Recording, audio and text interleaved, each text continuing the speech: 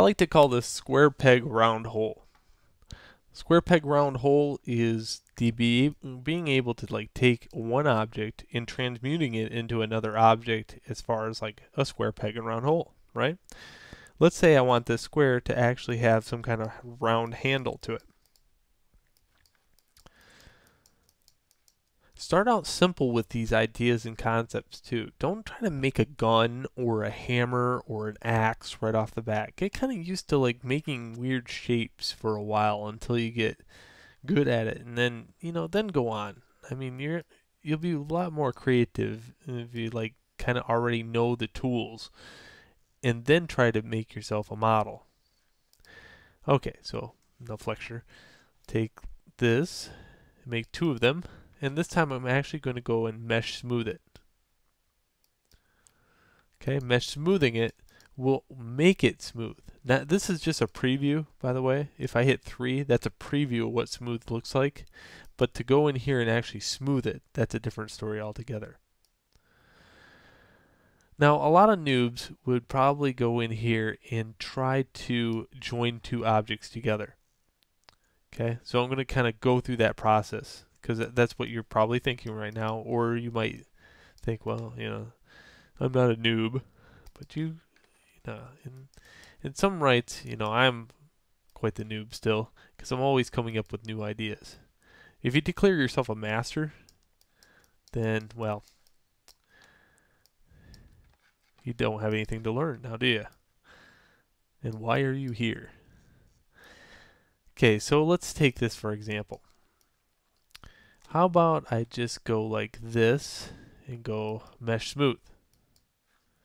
Okay, I get this weird goofy shape, right? Okay, this weird goofy shape is actually pretty interesting. If I take the vertexes on this end and scale them in using the red, and take this end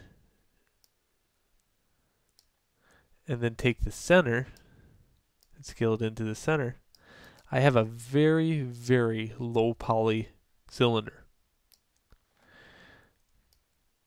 Okay, now if I wanted to join this and this together, I can go like this, line it up with the crosshairs of it.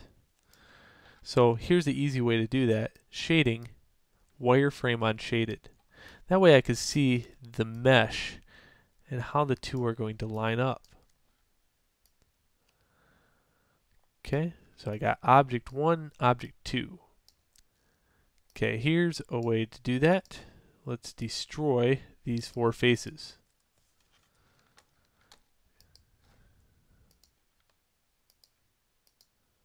Okay, by selecting the faces, kind of go around the faces and make sure you don't have anything highlighted, just like that, and then hit delete on the keyboard. Let's also delete the faces on this little guy.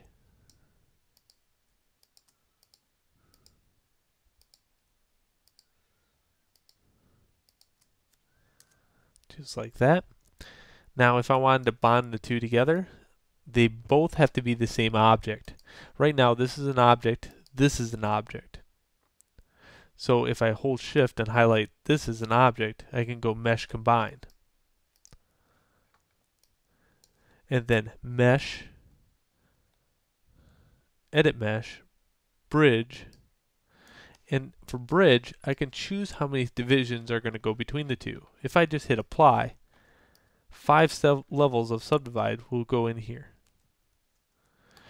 And if I want just 1 or 0, I'm going to get something that looks like this.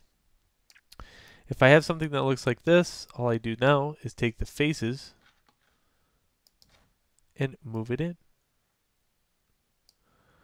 Okay, that's how, most people would probably join the two together, and that's fine too. It actually works out quite well. Now let me show you on the next video how to join these without joining them.